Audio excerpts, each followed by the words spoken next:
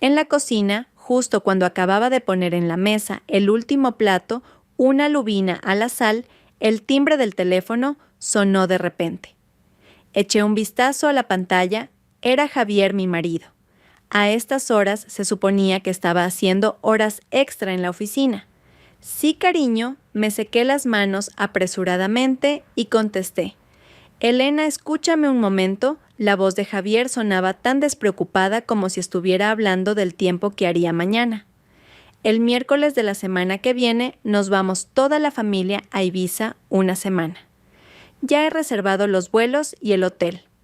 Inconscientemente apreté el teléfono con fuerza. Mis nudillos se pusieron blancos. Otra vez lo mismo. Esta era ya la tercera vez. Escuché mi propia voz extrañamente calmada como la quietud que precede a la tormenta. Ah, sí, supongo que van tus padres Marcos con su novia y también tu tía con su hija. 6 personas en total, ¿verdad? Exacto, dijo Javier con un tono alegre. La villa que he reservado esta vez solo tiene 3 habitaciones, así que con tanta gente no hay sitio para todos. Por eso tú no vengas, ¿vale? Respiré hondo mirando la mesa del comedor con sus 2 platos principales y una sopa, todo preparado con esmero, todos mis platos favoritos. Y ahora acabarían en la basura igual que mis esperanzas. Ah, de acuerdo.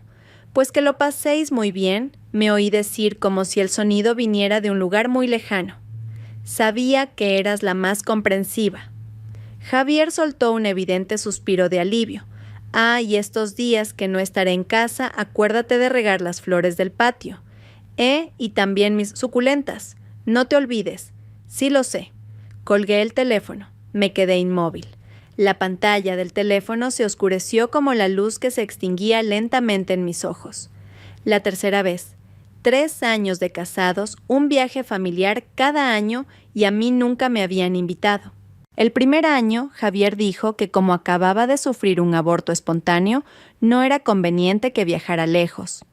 El segundo año dijo que mi trabajo era muy exigente y que sería difícil pedir vacaciones. Este año ni siquiera se había molestado en inventar una excusa decente. Mecánicamente empecé a recoger la mesa tirando a la basura la comida que nadie había probado. De repente mi muñeca tembló y el plato se deslizó de mi mano cayendo al suelo y haciéndose añicos. Miré fijamente los trozos rotos en el suelo y de pronto me parecieron un reflejo de mí misma. Este matrimonio, aparentemente perfecto por fuera, en realidad se rompía con el más mínimo toque. El teléfono vibró de nuevo. Era el grupo de WhatsApp de la familia de mi marido. Lo abrí. Era un mensaje de mi suegra Carmen. Familia, este año hemos decidido ir a Ibiza, salimos el miércoles. Recordad llevar protector solar, que allí hace mucho calor ahora. Detrás una serie de emojis de celebración. Me quedé mirando las palabras, toda la familia, con los ojos escocidos. En su definición, yo no contaba como familia, solo era una extraña, una sirvienta sin sueldo. Saqué una foto que se hicieron en Málaga el año pasado. En ella Javier abrazaba por los hombros a su hermano pequeño Marcos. Mi suegra, con un llamativo vestido de diseñador, estaba sentada en el centro. Mi suegro Antonio permanecía serio a un lado. Junto a ellos su sobrina y la novia de Marcos de aquel entonces. 7 personas sonriendo radiantes con el mar azul y las palmeras de fondo. Ese día yo estaba sola en casa con fiebre alta. Llamé a Javier y me dijo: «Tómate un paracetamol y duérmete un poco, ya verás cómo se te pasa. Estamos buceando y no hay buena cobertura. Te dejo». Me agaché y recogí uno a uno los trozos de porcelana del suelo. Me corté un dedo y empezó a sangrar, pero no sentí dolor.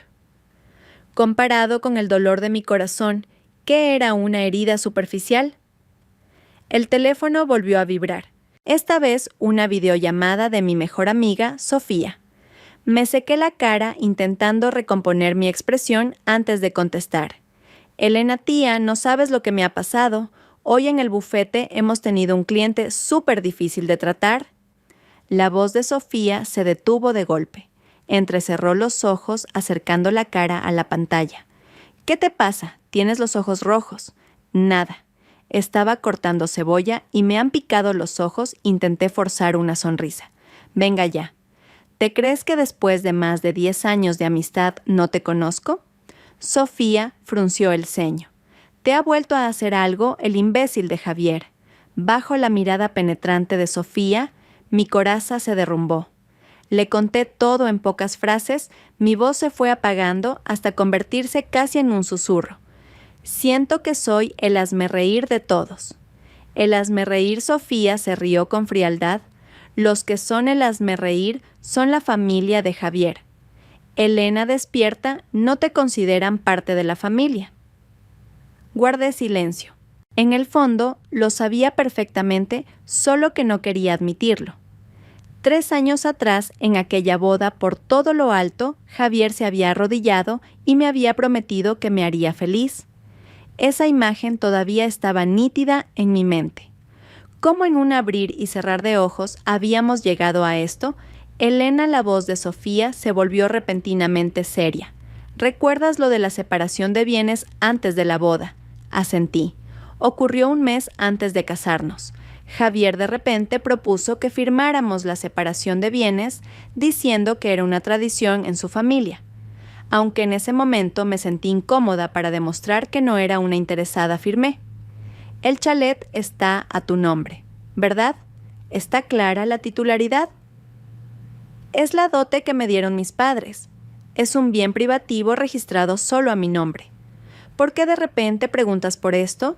Sofía dudó un momento y finalmente solo dijo, por nada. Solo para recordarte que tienes que pensar más en ti misma.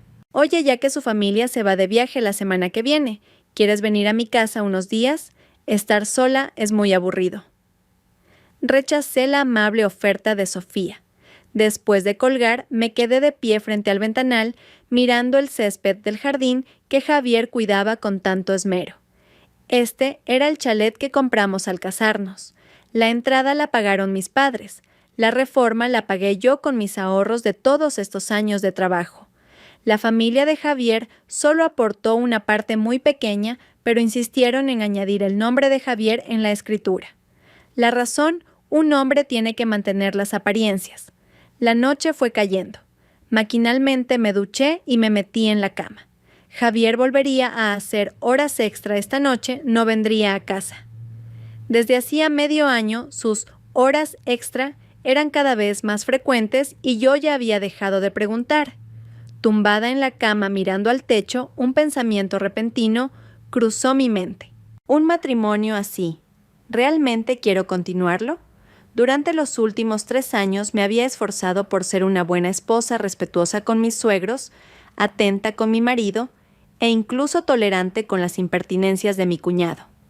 ¿Y qué había recibido a cambio? La exclusión deliberada en el grupo de WhatsApp familiar, las noches cada vez más frecuentes en las que mi marido no volvía a casa y el viaje familiar anual del que siempre me dejaban fuera. El teléfono se iluminó. Un mensaje de WhatsApp de Javier. Cariño, ¿ya duermes? La semana que viene que no estoy, acuérdate de revisar bien las puertas y ventanas cada día. Ah, y mi madre dice que quiere traer algunos productos típicos de Ibiza de regalo. Mañana ve a comprar unas cajas bonitas y déjalas preparadas, ¿vale? Miré el mensaje y de repente me eché a reír. Reí hasta que las lágrimas corrieron por mis mejillas. Basta, realmente basta ya. Elena García, ¿hasta cuándo vas a seguir engañándote a ti misma? Me sequé las lágrimas y le escribí un mensaje a Sofía. Mañana, ¿estás libre? Necesito consultarte algunos asuntos legales. Fuera de la ventana la luna colgaba alta y fría. Sabía que había cosas que nunca volverían a ser como antes. La luz del amanecer se coló por las cortinas, iluminando el dormitorio. Abrí los ojos, el lado de la cama, a mi lado, seguía vacío. Javier efectivamente no había vuelto anoche. Era la 7ª vez que hacía horas extra este mes. Me levanté, abrí el armario, mis dedos rozaron una fila de vestidos deteniéndose finalmente en un elegante vestido de tubo. Era el estilo que más le gustaba a Javier. Decía que con ese vestido parecía una esposa virtuosa. Hoy, deliberadamente, elegí un traje de chaqueta elegante y funcional. Después de lavarme la cara, me miré en el espejo. Mi rostro a los 29 años ya mostraba signos de cansancio. Las arrugas en las comisuras de los ojos y la piel apagada contaban en silencio 3 años de represión. Con una base de maquillaje ligera, cubrí suavemente las huellas del llanto de anoche. Sonó el timbre. Por la mirilla vi el característico pelo corto y la mirada aguda de Sofía. Llevaba 2 cafés y una bolsa de papel que desprendía el aroma a mantequilla y pan. «Sabía que no habrías desayunado», dijo nada más entrar, poniéndome la comida en las manos. «Americano sin azúcar con un chorrito de leche y tu croissant favorito». El intenso aroma a café me hizo picar la nariz. En esta ciudad, la única persona que recordaba mis gustos, aparte del dueño de la cafetería, era Sofía. Javier ni siquiera sabía que soy alérgica a los cacahuetes. En una cena familiar, el año pasado, incluso me sirvió una ensalada de pollo con salsa de cacahuete diciendo que estaba deliciosa. «Venga, cuéntame, ¿qué asunto legal quieres consultar?» Sofía fue directa al grano sacando su portátil del maletín. Removí mi café sopesando cada palabra. Si quisiera divorciarme, ¿cómo podría proteger mis intereses? Los ojos de Sofía se iluminaron. «Por fin has entrado en razón», rápidamente abrió varios archivos. «Primero tenemos que aclarar la situación de vuestros bienes. Has dicho que tienes un chalet a tu nombre, ¿verdad? Si fue la dote de mis padres. Ellos pagaron la entrada y está registrado solo a mi nombre. Pero después de casarnos, Javier insistió en que añadiera su nombre. Dijo que era para mantener las apariencias». «¿Y añadiste su nombre?», Sofía frunció el ceño. «¿Cuándo medio año después de la boda?». En ese momento se quejaba todos los días diciendo que las esposas de sus compañeros de trabajo ponían a sus maridos en las escrituras y que él era el único que le hacía quedar mal en la oficina. Me ablandé y acepté. Sonreí amargamente. Los dedos de Sofía volaban sobre el teclado. «Esto es un poco complicado, pero como es un bien privativo anterior al matrimonio, la entrada y la plusvalía correspondiente siguen siendo tuyas». «¿Quién pagó la reforma?». «La mayor parte fue con mis ahorros del trabajo, unos 30,000 euros. La familia de Javier aportó unos 7,500 euros. ¿Tienes los recibos?». Asentí. «Guardo el contrato de la reforma y todas las facturas». Sofía pareció satisfecha. «A continuación necesitamos reunir más pruebas. ¿Conoces bien los ingresos de Javier?». Esta pregunta me dejó perpleja. ¿Los ingresos de Javier? Desde que nos casamos, siempre hemos tenido cuentas separadas. Él solo me daba una cifra aproximada. Nunca le pregunté cuánto ganaba exactamente. Su sueldo es de unos 80,000 euros al año. Cada mes me transfiere 600 euros para los gastos de la casa. El resto, cada uno paga lo suyo. Las cejas de Sofía casi se le salieron de la frente. ¿Qué lleváis 3 años casados y seguís con cuentas separadas? ¿Y la hipoteca del chalet? La estoy pagando yo. Mi voz se hizo más pequeña. Javier dice que su dinero es para invertir. Además, sus padres son mayores y necesita tener ahorros para gastos médicos. Elena García Sofía golpeó la mesa. ¿No te das cuenta de que te ha estado engañando? Esto no es una relación matrimonial normal. Mis ojos comenzaron a arder de nuevo. Contar estas cosas en voz alta hacía que incluso a mí me pareciera ridículo. Para los demás, yo era la señora de Javier, viviendo en un chalet y conduciendo un coche de lujo. ¿Quién iba a imaginar que para comprarme un abrigo decente tenía que pensármelo 2 veces, mientras que él podía comprarle a su madre un collar de perlas de miles de euros, sin pestañear? «Necesito revisar su situación financiera», dijo Sofía seriamente. «¿Tienes acceso a su ordenador o a sus documentos? Su despacho siempre está cerrado con llave. Dice que dentro hay documentos importantes de clientes». De repente, recordé algo. «Pero tengo una copia de todas las llaves de casa. Podría entrar a mirar cuando él no esté». «Ten cuidado, no levantes sospechas», advirtió Sofía. Céntrate en los extractos bancarios, los registros de inversión y vaciló. ¿Hay pruebas de infidelidad? Mi corazón se encogió. Infidelidad. La posibilidad que siempre me había negado a mí misma finalmente estaba sobre la mesa. Después de que Sofía se fuera, me paré frente a la puerta del despacho de Javier con la llave en la mano. Cuando nos casamos, acordamos respetar nuestra privacidad. Por eso, nunca había entrado en su espacio personal sin permiso. Hoy tenía que romper esa regla. El sonido de la llave en la cerradura fue extrañamente nítido. Al abrir la puerta, me golpeó un ligero olor a colonia masculina. El despacho estaba impecable. Los libros de derecho en la estantería estaban ordenados por tamaño, el escritorio sin una mota de polvo. Revisé primero los cajones. El superior contenía documentos de trabajo normales. En el del medio había algunos álbumes de fotos. Los hojeé, eran todo fotos de él y su familia. Nuestras fotos juntos eran apenas un puñado. El cajón inferior estaba cerrado con llave. Este detalle inusual aumentó mis sospechas.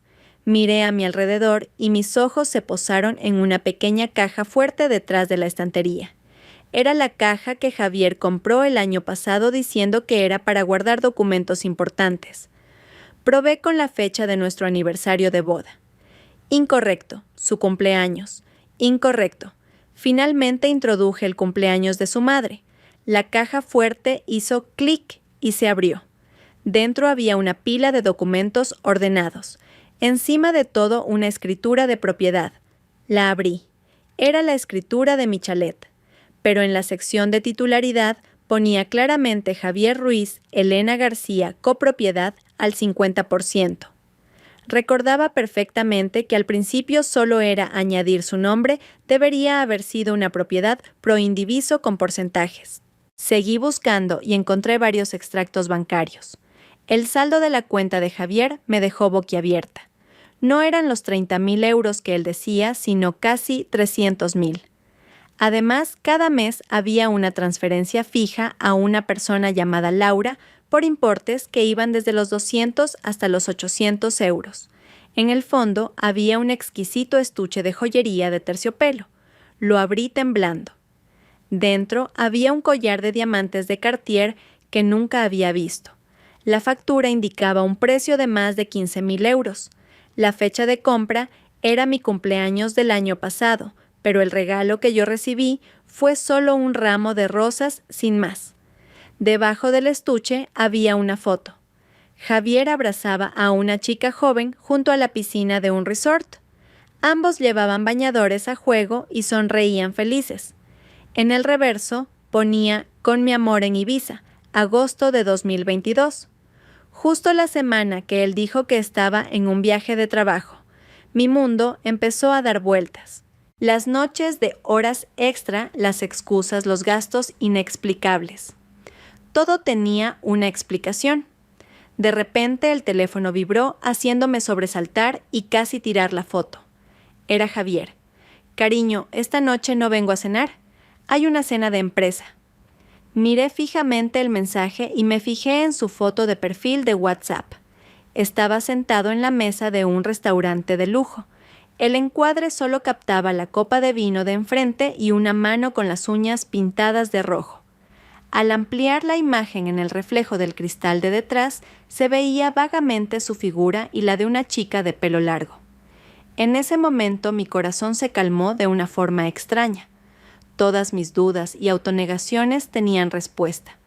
No era paranoica ni sensible, solo una idiota a la que habían estado engañando.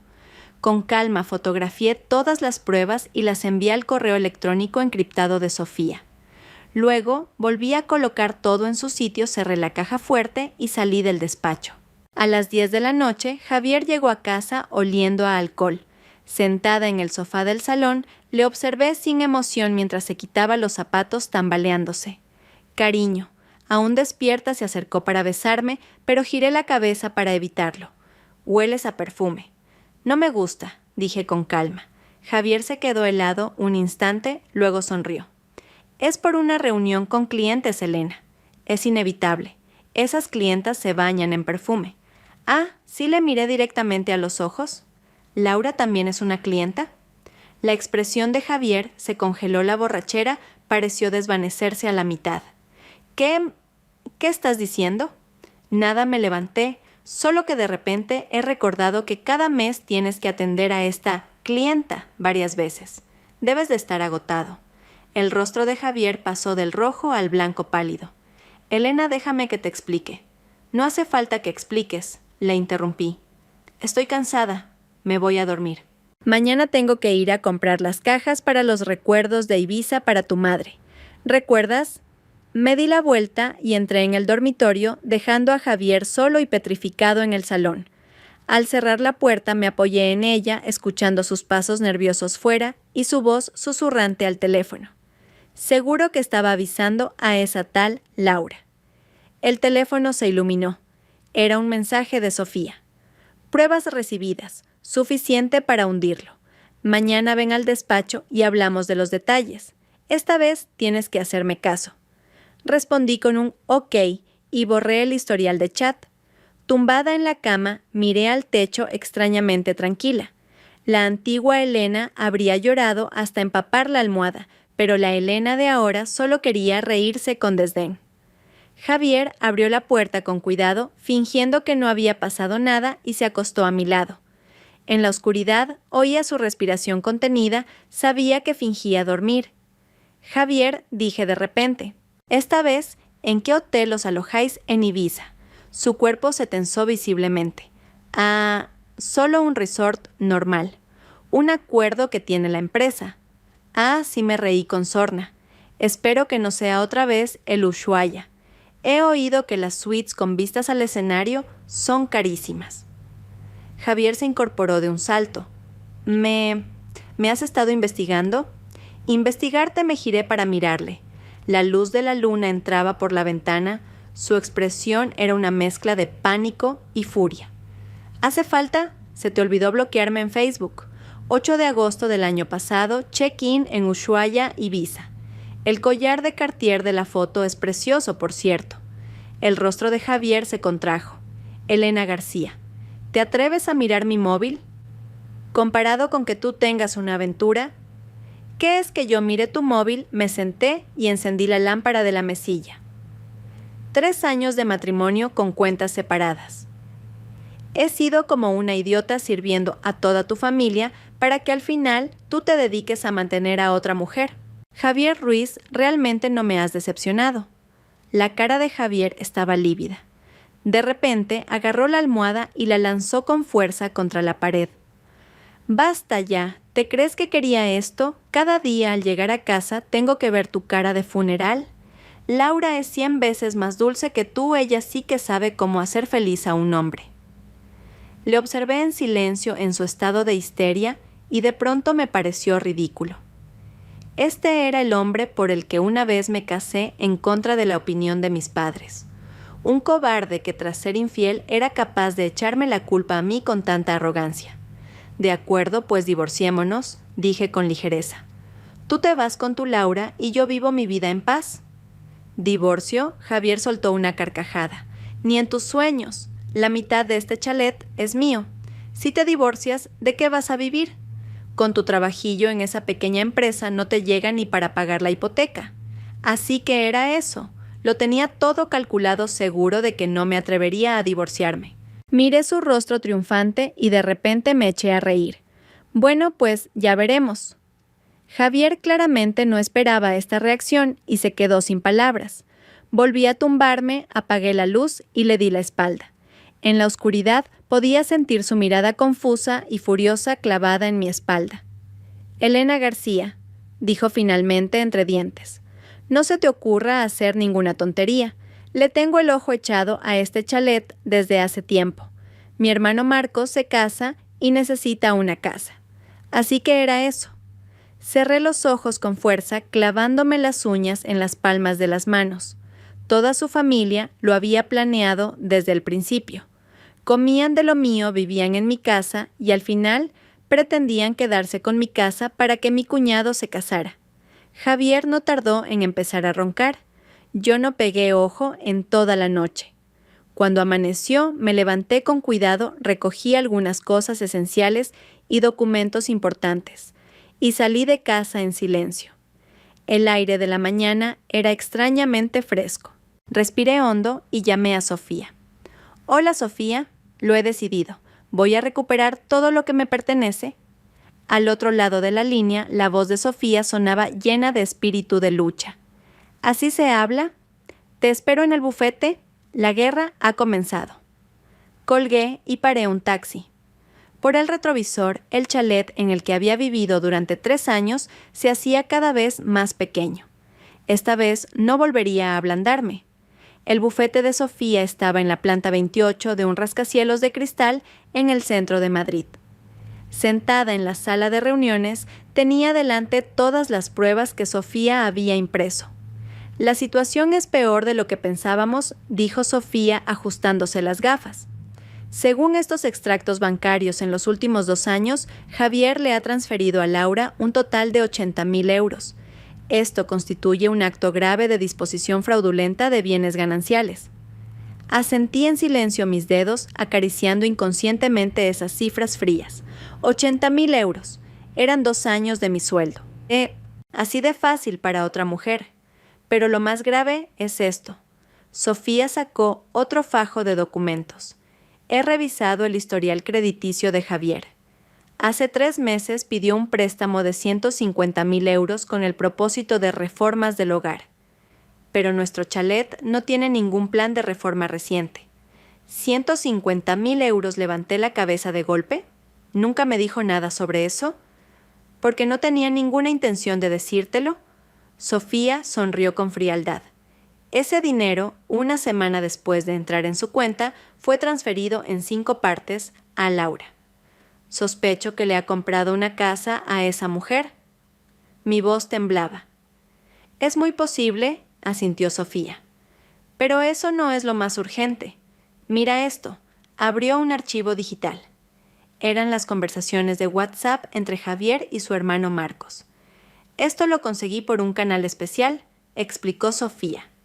«Legalmente puede que no sirva como prueba directa, pero es suficiente para saber lo que planean». «Hermano, ¿ya le has dicho a tu mujer lo de hipotecar el chalet?», preguntaba Marcos. «Todavía no. Esperaré a volver de este viaje. Últimamente está muy rara, sospecho que se ha enterado de lo de Laura». «¿Y qué hacemos entonces? La casa que hemos visto mi novia y yo tenemos que dar la señal la semana que viene». «¿Qué prisa tienes? El chalet está también a mi nombre. Aunque no esté de acuerdo, tendrá que aceptarlo. Como mucho que intervenga mi madre. A ella siempre le hace caso». Miré la pantalla sintiendo como si una roca me aplastara el pecho. Llevaban tiempo planeando hipotecar mi chalet para comprarle una casa a mi cuñado. Según la ley, para hipotecar un bien en copropiedad, basta con el consentimiento de una de las partes, dijo Sofía seriamente. Si actúan antes que tú, estarás en una posición muy pasiva. ¿Y qué hago? Apreté los puños. Voy a ver cómo se llevan mi casa para hipotecarla. Por supuesto que no. Los ojos de Sofía brillaron con agudeza. Tenemos que adelantarnos. La entrada de la casa la pagaron tus padres, la mayor parte de la reforma también la pagaste tú. Tienes todos los recibos. Podemos alegar que Javier ha incurrido en una falta grave en el matrimonio y solicitar una nueva división de los bienes. Reflexioné un momento y de repente se me ocurrió algo. Sofía, si pudiera demostrar que la copropiedad en la escritura fue falsificada por él, ¿qué pasaría? Los ojos de Sofía se iluminaron. ¿Tienes pruebas? No estoy segura, pero recuerdo muy bien que al principio solo era añadir su nombre, debería haber sido una propiedad pro indiviso. Además, recordé la escritura en la caja fuerte, el sello y la firma parecían un poco diferentes. Esto podría ser un punto de inflexión, dijo Sofía golpeando la mesa con entusiasmo. Si demostramos que la escritura fue alterada, no solo la hipoteca sería nula, sino que Javier podría enfrentarse a responsabilidades penales. Trazamos un plan preliminar. Primero necesitaba reunir más pruebas en secreto. Segundo, tenía que verificar rápidamente la autenticidad de la escritura. Finalmente, preparar la demanda de divorcio. Al salir del bufete, Sofía me dio un juego de llaves. Este es un pequeño apartamento que tengo vacío. Quédate allí, de momento no vuelvas al chalet. Javier ahora mismo es un perro acorralado, no se sabe qué podría hacer. La abracé agradecida. Al salir del edificio, el sol me deslumbró. El teléfono vibró, era una llamada de Javier. Respiré hondo y contesté. Elena García. ¿Dónde te has metido? La voz de Javier estaba llena de ira. Mamá ha llamado diciendo que las cajas de regalo aún no han llegado y las necesita para mañana. Casi me eché a reír. Con todo lo que estaba pasando, su primera reacción era reprocharme que no había cumplido una orden de su madre. Estoy ocupada fuera de casa, dije con calma. Ya he encargado las cajas, alguien se las entregará directamente a tu madre esta tarde. Javier se quedó claramente sorprendido, no esperaba que cooperara de esa manera. Ah, vale, de acuerdo. Oye, ¿y lo de anoche? Lo de anoche pregunté deliberadamente, estabas muy borracho, ¿no dijiste un montón de tonterías? Hubo un silencio de unos segundos al otro lado de la línea. Sí, estaba muy borracho. No me acuerdo de nada. Bueno, ¿cuándo vuelves a casa? Supongo que tarde. ¿Ha surgido algo urgente en la oficina? Dije para despacharle. No me esperes para cenar. Colgué y fui directa al registro de la propiedad. Con una copia de la escritura original y mi DNI, conseguí una nota simple informativa del chalet. Efectivamente, en ella constaba claramente que era una propiedad pro indiviso Elena García, 70% Javier Ruiz, 30%. Sin embargo, en la escritura actual ponía copropiedad al 50%. Esto significaba que Javier había utilizado algún método para alterar el documento. Contuve mi alegría y le envié inmediatamente una foto a Sofía. Gran descubrimiento, falsificó la forma de copropiedad. Esta vez está acabado. Sofía respondió rápidamente. Ahora necesitaba conseguir la escritura falsificada original. No sería fácil, Javier seguramente la escondería con más cuidado. Decidí arriesgarme y volver al chalet. A las 4 de la tarde, calculando que Javier estaría en una reunión en la oficina, volví. Nada más entrar, sentí que algo no iba bien. El salón estaba revuelto, los cajones de mi tocador abiertos. Claramente, alguien había estado buscando algo. Subí las escaleras con cuidado y oí un ruido de papeles en el despacho. A través de la rendija de la puerta, vi a Javier sudando a mares, revolviendo documentos y maldiciendo en voz baja. Había vuelto a casa antes de lo previsto para buscar la escritura. Retrocedí sigilosamente, bajé las escaleras y cerré la puerta de entrada de un portazo. «Cariño, ya estoy en casa». Arriba se oyó un ruido de pánico seguido de la voz de Javier intentando sonar tranquila. «Ah, cariño, ya has vuelto. Estaba buscando unos documentos en el despacho». Subí y abrí la puerta del despacho. Javier estaba de pie junto al escritorio forzando una sonrisa, pero las gotas de sudor en su frente y su pelo revuelto delataban su pánico. «¿Por qué has vuelto tan pronto hoy?», pregunté fingiendo preocupación. «Ah, no había mucho que hacer en la oficina, así que he vuelto antes», dijo desviando la mirada. «Oye, ¿has visto la escritura de la casa? La empresa quiere pedir un préstamo y necesitan los papeles para la hipoteca». «Efectivamente». Sonreí para mis adentros, pero por fuera parecía confundida. No estaba en la caja fuerte. «He mirado y no está», dijo Javier ansioso. «Piensa, ¿la has dejado en otro sitio?». Fingí pensar. El mes pasado la comunidad de propietarios pidió actualizar los datos. «No, la llevé a fotocopiar, puede que la dejara...». Hice una pausa. «Claro, en casa de mi madre». Me dijo que quería ver la escritura y se la dejé. La cara de Javier se puso blanca al instante. «¿Qué? ¿Cómo puedes darle algo tan importante a otra persona? ¿Mi madre es otra persona?», le repliqué. «Además, la escritura también está a mi nombre. ¿Qué problema hay en que esté en casa de mi madre?». Javier se quedó sin palabras, una vena se le hinchó en la frente. «Ve a buscarla ahora mismo. La empresa la necesita urgentemente. Mi madre se ha ido de viaje. No vuelve hasta el mes que viene», dije parpadeando inocentemente. ¿Es muy urgente si no puedes usar el pequeño apartamento que tienes a tu nombre para hipotecarlo? Javier tenía un pequeño apartamento a su nombre, un bien privativo que tenía alquilado. Por supuesto, no quería tocar su propio patrimonio. No, ya pensaré en otra cosa, dijo, agitando la mano con irritación. De repente recordó algo. Oye, ¿de verdad no recuerdas lo que dije anoche?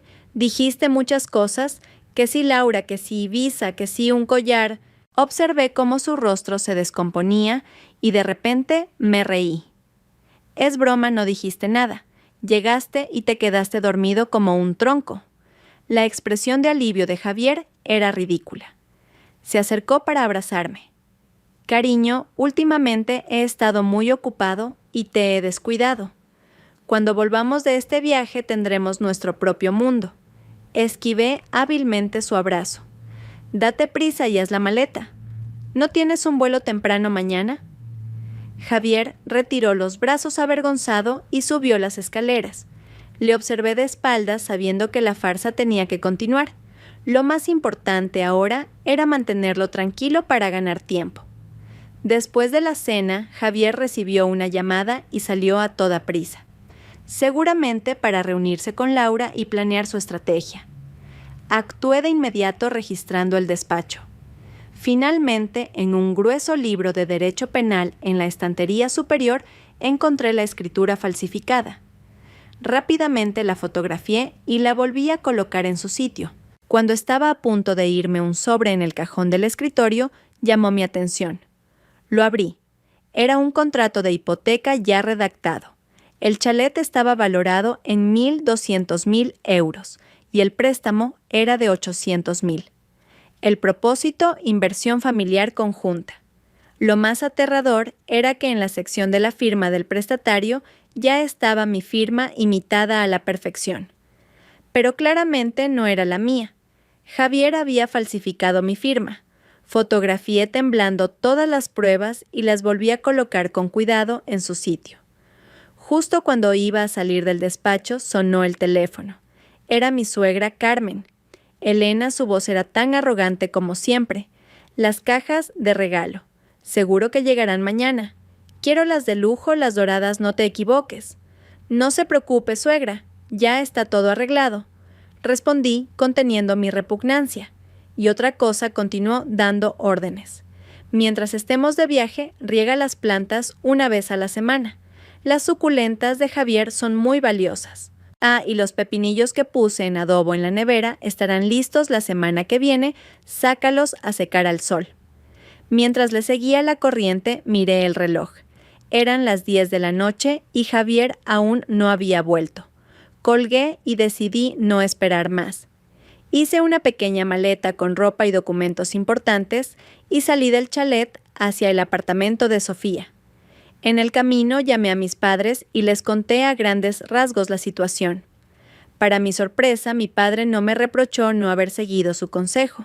Al contrario, dijo con firmeza: «Hija, sea cual sea tu decisión, tu familia siempre te apoyará. Ese chalet era para ti, no podemos permitir que la familia Ruiz se lo quede». Oí el llanto de mi madre al otro lado de la línea.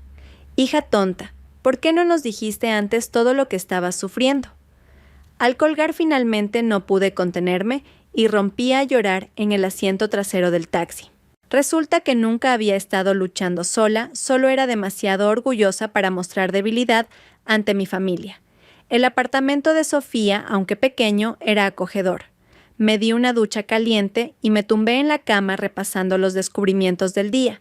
Los crímenes de Javier eran cada vez más evidentes: infidelidad, disposición fraudulenta de bienes, falsificación de documentos, falsificación de firmas en contratos. Cualquiera de ellos era suficiente para que pagara un alto precio ante un juez. El teléfono se iluminó. Un WhatsApp de Javier. «Cariño, me ha surgido un viaje de trabajo de última hora de varios días. Volaré directamente a Ibiza para reunirme con la familia. Lo del chalet lo hablamos cuando vuelva». Sonreí con frialdad y no respondí. Abrí Facebook y vi que Laura acababa de publicar un nuevo estado. «Gracias por llegar a mi vida. El mejor regalo». La foto adjunta era una pulsera de Cartier y la mano de un hombre. El reloj en la muñeca de ese hombre era el regalo de cumpleaños que le hice a Javier el año pasado. Con calma hice una captura de pantalla y la guardé. Luego apagué el teléfono. Mañana la batalla entraría en una nueva fase, y esta vez no tendría piedad. La luz del amanecer se filtró por las finas cortinas. Abrí los ojos tardando unos segundos en darme cuenta de dónde estaba. El apartamento de Sofía, aunque pequeño, me había proporcionado el sueño más tranquilo en 3 años. Tenía 3 llamadas perdidas en el móvil, todas de Javier, y un mensaje de WhatsApp. ¿Por qué no coges el teléfono? Ya estoy embarcando. Acuérdate de cerrar bien la puerta al salir de casa. Me reí con sorna y bloqueé su número y todos sus canales de contacto, así como los de su familia. Me levanté de la cama y abrí la nevera. La nevera de una adicta al trabajo como Sofía estaba vacía, salvo por unas botellas de agua mineral y un yogur caducado. Después de asearme, me preparé un café, abrí el portátil y empecé a planificar. Anoche Sofía me había enviado una lista detallada de acciones. Lo primero era asegurar todos mis bienes personales. Entré en mi banca online y revisé todas las cuentas a mi nombre. Afortunadamente, mi sueldo se ingresaba en una cuenta que Javier desconocía. En 3 años había ahorrado casi 40.000 euros. La cuenta conjunta que teníamos tenía un saldo de 25.000 euros. En teoría, la mitad para cada uno. Sonreí con frialdad. Javier le había transferido a su amante 80.000 euros. Llamé al banco y, alegando actividad sospechosa, bloqueé temporalmente la cuenta conjunta. Así Javier no podría transferir dinero mientras estuviera de viaje. Luego, la parte más importante, el chalet. Siguiendo el consejo de Sofía, tenía que denunciar rápidamente la pérdida de la escritura y solicitar una nueva. Pero antes debía asegurarme de que Javier no pudiera impedirlo. Sonó el teléfono. Era mi padre. Hija, he contactado con un antiguo compañero de la universidad, el abogado Torres. Tiene mucha experiencia en disputas inmobiliarias. Nos aconseja que presentemos inmediatamente una querella contra Javier por falsificación de documentos y solicitemos medidas cautelares urgentes. Papá, se me hizo un nudo en la garganta. Siento no haberos hecho caso. Niña tonta. ¿Qué dices? La voz de mi padre era increíblemente firme. Lo importante ahora es recuperar lo que es tuyo. Tu madre y yo vamos a Madrid. Esta tarde nos quedaremos en un hotel. Lo afrontaremos juntos. Al colgar mis ojos ardían. Mis padres siempre serían mi apoyo más sólido. Y yo, por un hombre que no valía la pena, me había alejado de ellos durante 3 años. Me arreglé y fui directa al registro de la propiedad. Con la copia de la escritura original y mi DNI pude tramitar la denuncia de pérdida. El funcionario me informó que la nueva escritura estaría lista en 7 días hábiles. Si alguien intenta usar la escritura perdida para una hipoteca, ¿tendría validez? Pregunté con cautela. El funcionario negó con la cabeza. La denuncia de pérdida ya se ha publicado. La antigua escritura ha perdido toda su validez de inmediato. Sin embargo, bajó la voz, si le preocupa la seguridad de la propiedad, puede solicitar una anotación preventiva de prohibición de disponer. Así, a corto plazo, nadie podrá realizar ninguna transacción con la propiedad. Era justo lo que necesitaba. Rellené inmediatamente la solicitud indicando en el motivo indicios de falsificación de documentos por parte del copropietario. Al salir del registro, respiré aliviada. Por ahora, el chalet estaba a salvo. Javier, incluso con su escritura falsa, no conseguiría ni un céntimo de ningún banco. El teléfono vibró. Un número desconocido. Contesté. Al otro lado de la línea se presentó como Luis, un agente inmobiliario. Señora García, el chalet que nos encargó vender ya tiene un comprador que ofrece 1.150.000 euros. ¿Cuándo le vendría bien que nos reuniéramos para negociar? Me quedé helada. Que yo no había encargado la venta de ninguna casa. El agente también se sorprendió. Pero ayer un señor llamado Javier Ruiz vino a nuestra oficina con la escritura y una fotocopia de su DNI diciendo que ambos querían vender el chalet. La sangre se me heló en las venas. Javier había actuado incluso antes de que yo denunciara la pérdida.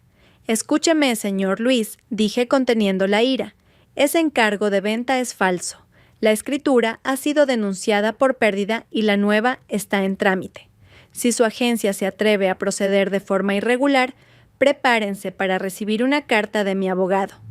Colgué y contacté inmediatamente con Sofía. Al oírlo, se enfureció. Este Javier está desesperado. Elena, tenemos que acelerar las cosas. ¿Qué hacemos ahora?, pregunté. Podría haber contactado con otras agencias. Primero debemos notificar a todas las grandes inmobiliarias y bancos declarando que el chalet está en disputa de propiedad. Segundo, presentar inmediatamente la querella contra Javier por falsificación de documentos y de firma en el contrato. Y por último, Sofía hizo una pausa. ¿Has pensado en vender el chalet directamente?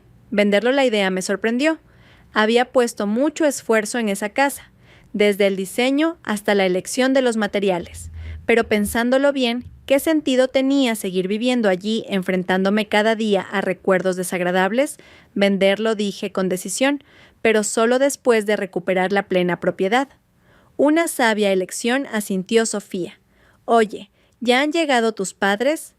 El abogado Torres quiere reunirse con nosotros esta tarde. A las 3 de la tarde, en la sala de reuniones de un hotel, me reuní con mis padres y el abogado Torres. Mi madre, nada más verme, se emocionó y me abrazó. Has adelgazado mucho. El abogado Torres era un hombre de mediana edad, de aspecto astuto. Revisó cuidadosamente todas las pruebas que había reunido, asintiendo continuamente. El expediente está muy completo. El comportamiento de Javier Ruiz presenta indicios de un delito de falsedad en documento público y un delito de estafa. Si se le persigue penalmente, podría enfrentarse a una pena de prisión. Más de 3 años negué con la cabeza. Solo quiero divorciarme rápidamente y recuperar mis bienes. No quiero llevar las cosas al terreno penal. A pesar de todo, fueron 3 años de matrimonio. El abogado Torres comprendió y asintió. Entonces nos centraremos en la vía civil.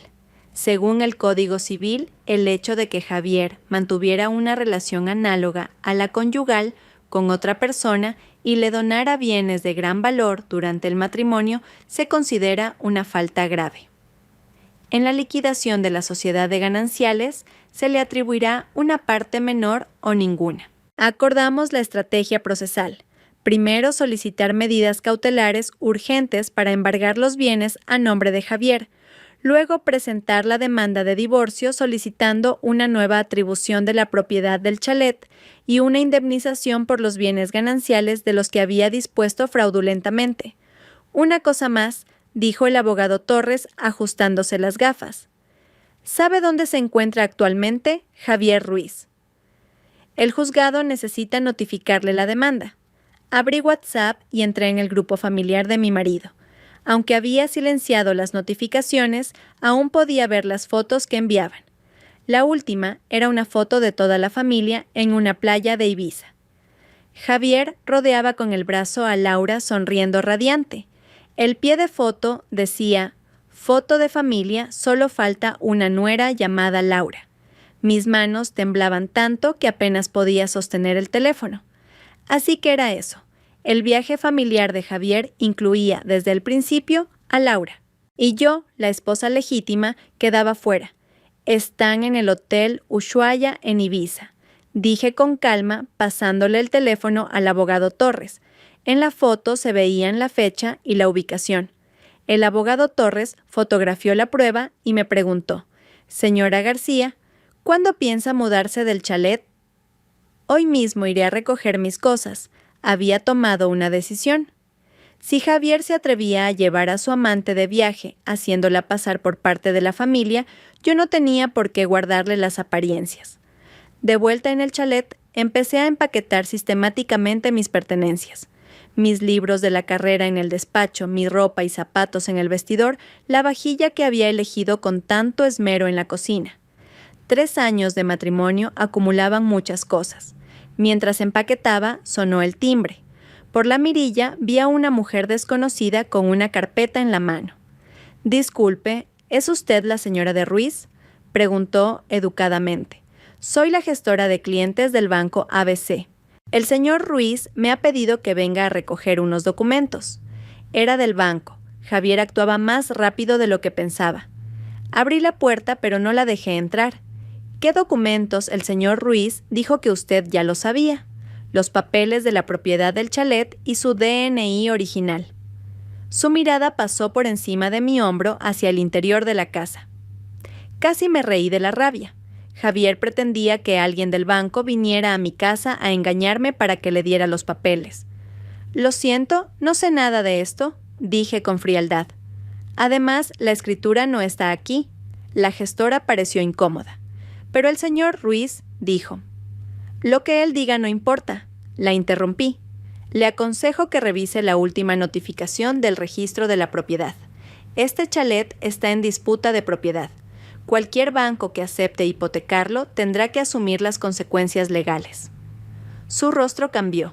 Se disculpó apresuradamente y se fue. Cerré la puerta y envié de inmediato un correo electrónico a los departamentos de riesgo de los principales bancos declarando oficialmente la disputa de propiedad del chalet.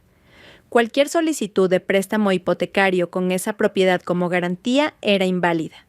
Al anochecer, terminé de empaquetar todas mis cosas. El camión de la empresa de mudanzas aparcó en la puerta. Los operarios cargaban caja tras caja. Miré por última vez el lugar que una vez llamé hogar sin sentir el más mínimo apego. «Espera», recordé algo de repente. Volví al dormitorio y saqué una pequeña caja del cajón de la mesilla. Dentro había unos pendientes de perlas, el único recuerdo que me quedaba de mi abuela. En 3 años no me había atrevido a ponérmelos. Ahora por fin podían volver a su dueña. Cerré la puerta principal, entregué las llaves al conserje de la urbanización y le informé que me había mudado. Cualquier asunto relacionado con el chalet debía tratarse a través de mi abogado. El señor Manuel, el conserje, me había visto mudarme aquí desde el primer día. «Señora Elena, ¿ha pasado algo?», dijo dubitativo. A partir de ahora, solo Elena le corregí con una sonrisa. «Señor Manuel, gracias por su ayuda todos estos años. Conduje hasta el hotel donde se alojaban mis padres, sintiéndome más ligera que nunca. En el camino, Sofía me envió un mensaje. La orden de embargo de bienes ha sido aprobada. Todas las cuentas bancarias de Javier están congeladas. También he publicado el anuncio de pérdida de la escritura en el periódico. Legalmente ya es efectivo». Le di las gracias y luego hice una llamada internacional.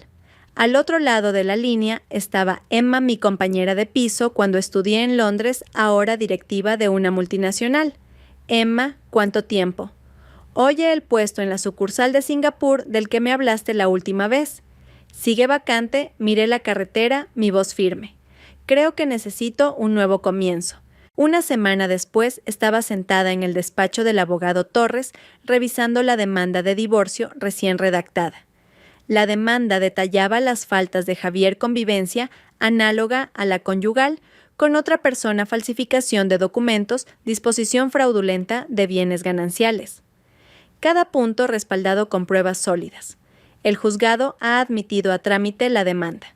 La notificación se enviará por burofax al hotel de Javier Ruiz en Ibiza. El abogado Torres me entregó otro documento. Esta es la resolución de las medidas cautelares urgentes. Todas las cuentas bancarias, acciones y propiedades a nombre de Javier han sido embargadas. Asentí y pasé a la última página. La reacción de Javier fue más violenta de lo que esperaba. El mismo día que recibió la notificación del juzgado, intentó volar de vuelta desde Ibiza, pero con sus tarjetas de crédito congeladas no pudo ni comprar el billete. Finalmente, tuvo que pedirle dinero a su hermano. «A estas horas ya debería estar en Madrid», me advirtió el abogado Torres. «¿Está segura de que no necesita marcharse por un tiempo?». No negué con la cabeza. Es hora de enfrentarlo cara a cara. Apenas terminé de hablar, mi teléfono vibró violentamente. El nombre de Javier parpadeaba en la pantalla.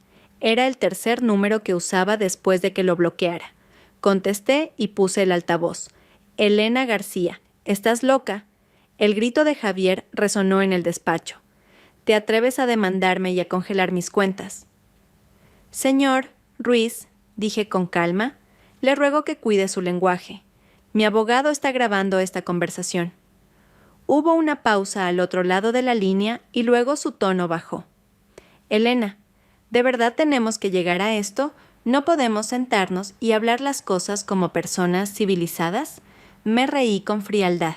Cuando falsificaste la escritura y mi firma en el contrato de hipoteca, ¿por qué no pensaste en hablar conmigo cuando te llevaste a tu amante de viaje haciéndola pasar por familia? ¿Por qué no pensaste en hablar conmigo? Todos son malentendidos, se apresuró a explicar Javier. Laura es solo una prima lejana. La foto familiar fue una broma. Lo de la escritura puede que fuera un error del registro, podemos ir a corregirlo. Javier le interrumpí sus torpes mentiras. Nos vemos en el juzgado. Colgué. El abogado Torres asintió con aprobación. Muy bien manejado. Ahora se pondrá desesperado. Tenemos que estar preparados. Efectivamente, menos de media hora después, Sofía me envió un mensaje urgente. Javier ha ido al chalet con sus padres. Están montando un escándalo en la conserjería exigiendo cambiar la cerradura. El abogado Torres y yo fuimos para allá inmediatamente. Desde lejos ya se oía la voz chillona de mi suegra Carmen. Mi hijo es el propietario. ¿Por qué no le dejan entrar? Ustedes, los de la seguridad, seguro que han aceptado dinero de esa mujerzuela. El señor Manuel, el conserje, parecía muy apurado. Señora, la señora Elena ha denunciado oficialmente la pérdida de la escritura y la nueva está en trámite. Legalmente, ahora mismo, ella es la única con derecho a disponer del chalet. Tonterías, mi suegro Antonio golpeó el mostrador. La mitad de ese chalet es de mi hijo. ¿Quién se cree que es Elena García para no dejarle entrar en su propia casa? Respiré hondo y entré. Suegros, ¿cuánto tiempo sin verles? ¿Se lo han pasado bien en Ibiza? La foto de familia es preciosa. Los tres se giraron al mismo tiempo, sus expresiones eran un poema. La cara de Javier estaba morada y mi suegra parecía querer comerme viva. Elena García, mi suegra, se abalanzó sobre mí intentando agarrarme del cuello de la camisa. «¿Pero tú qué te has creído? ¿Te atreves a tratar así a mi hijo?» El abogado Torres se interpuso entre nosotras.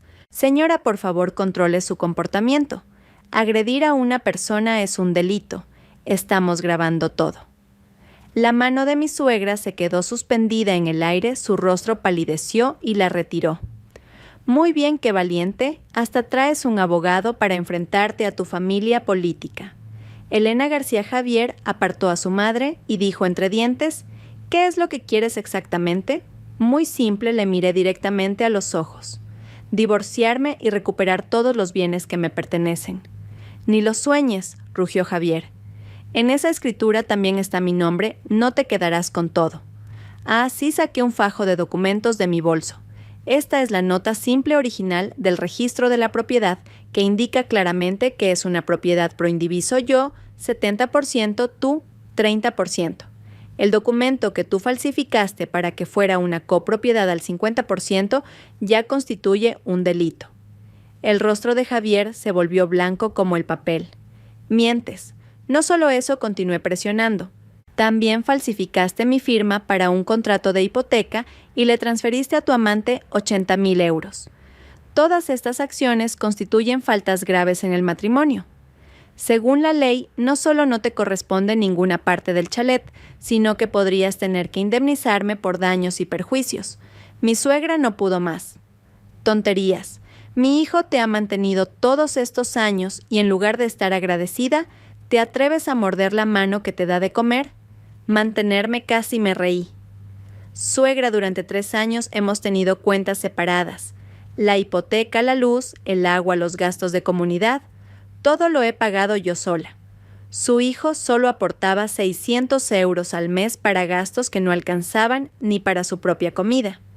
Mi suegra se quedó sin palabras. Antonio me miró con los ojos entrecerrados. Elena, somos familia. ¿Por qué llevar las cosas a este extremo? Javier ha cometido un error, pero tú también tienes tu parte de culpa. Es normal que los hombres cometan pequeños deslices de vez en cuando. Pequeños deslices, le interrumpí. ¿Falsificar documentos es un pequeño desliz? Disponer fraudulentamente de bienes es un pequeño desliz. Llevarse al amante de viaje haciéndola pasar por tu esposa es un pequeño desliz. Javier se abalanzó de repente para arrebatarme los documentos, pero el abogado Torres lo detuvo. Parecía una bestia acorralada gritando: «Elena García, no me presiones. Conozco a mucha gente. ¿Te crees que no puedo hacer que tu vida sea un infierno en esta ciudad? ¿Amenazas a la parte contraria?» El abogado Torres pulsó tranquilamente el botón de reproducción de su grabadora. «Señor Ruiz, esta grabación se convertirá en una prueba muy perjudicial para usted». Javier finalmente se dio cuenta de la gravedad de la situación y su actitud cambió 180 grados. «Elena, cariño, me equivoqué, de verdad que lo siento. Dame una oportunidad, te prometo que romperé con Laura y a partir de ahora te haré caso en todo». Miré su rostro lloroso y solo sentí asco. Hubo un tiempo en que esa misma cara de pena me ablandaba perdonando una y otra vez sus traiciones y mentiras. «Es demasiado tarde», Javier, dije con calma. «Te he dado demasiadas oportunidades.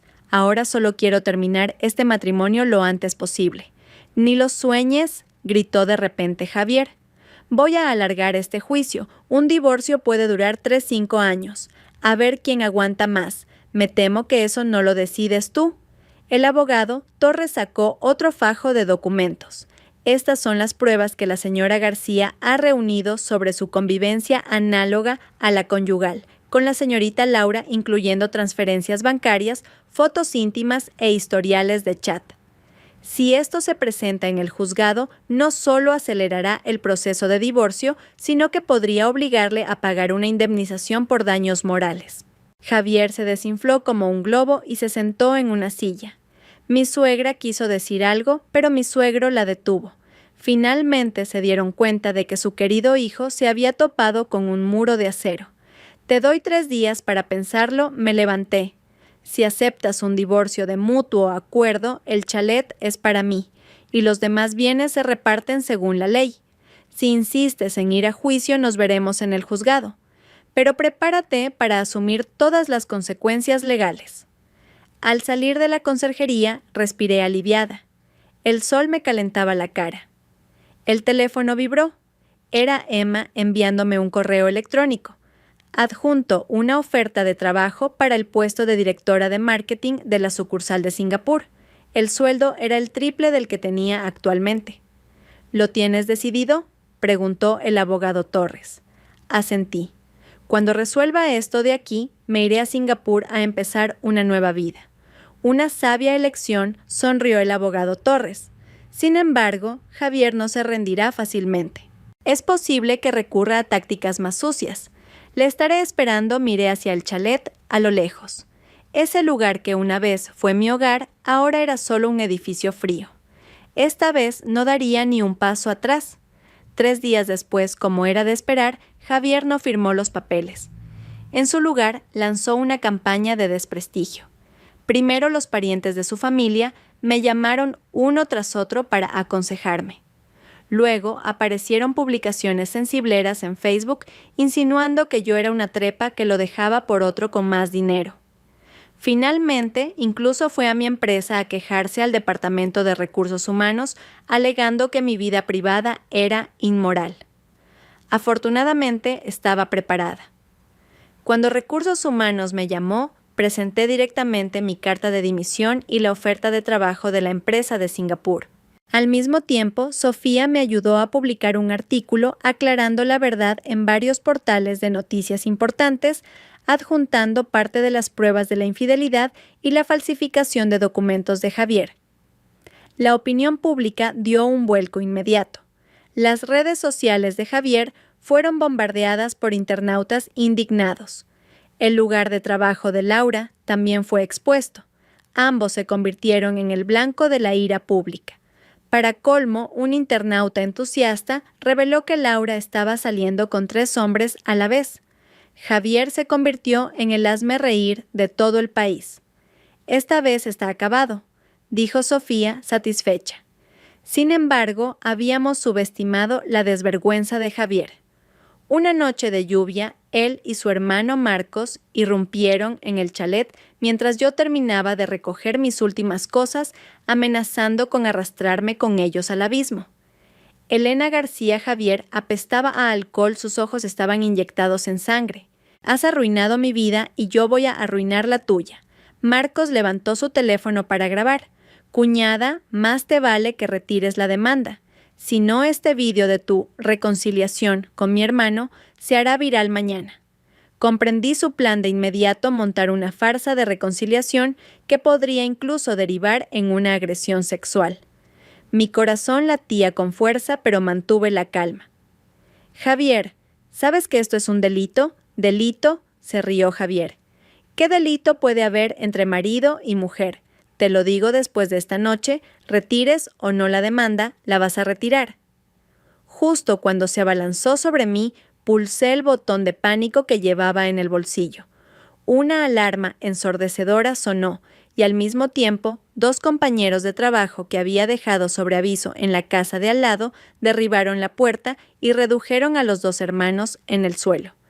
La policía está de camino, dije mirando fríamente a Javier en el suelo. Esta vez es allanamiento de morada e intento de agresión sexual. Suficiente para que pases una temporada a la sombra. El rostro de Javier estaba ceniciento.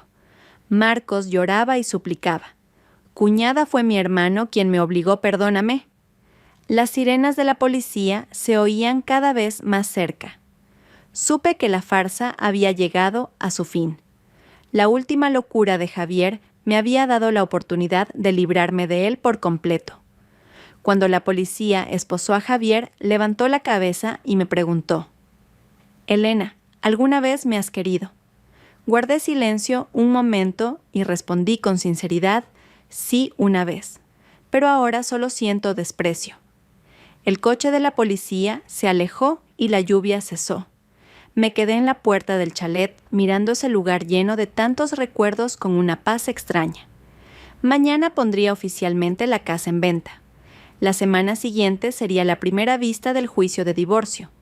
En un mes volaría a Singapur para empezar una vida completamente nueva.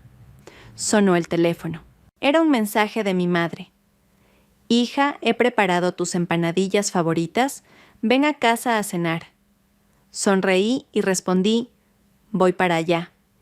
En el cielo nocturno, una estrella brillaba con intensidad. Sabía que era la estrella que me guiaba hacia adelante. Un día antes de la primera vista del juicio, recibí una llamada de la Guardia Civil de Ibiza. Durante su viaje, Javier había usado la escritura falsa para obtener un préstamo de 200.000 euros de una financiera local. Ahora la financiera había descubierto la falsificación y lo había denunciado. Señora García, usted es una de las víctimas. Necesitamos su colaboración en la investigación. La voz del agente era seria y educada. Al colgar, contacté inmediatamente con el abogado Torres. Al oírlo, no pudo evitar reírse. Javier Ruiz se ha cavado su propia tumba. Un delito de falsedad en documento público con una cantidad especialmente elevada le caerán al menos 3 años de cárcel. ¿Irá a la cárcel?, pregunté. Es muy probable, afirmó el abogado Torres. Y esto es extremadamente beneficioso para nuestro caso de divorcio. El juez determinará que Javier ha incurrido en una falta grave y la división de bienes se inclinará definitivamente a su favor. Debería haberme alegrado, pero sentí una mezcla de emociones complejas. 3 años de matrimonio terminando de esta manera. Era demasiado irónico. El día del juicio, la entrada del juzgado estaba abarrotada de periodistas. Desde que mi historia se hizo viral, el divorcio se había convertido en un tema candente.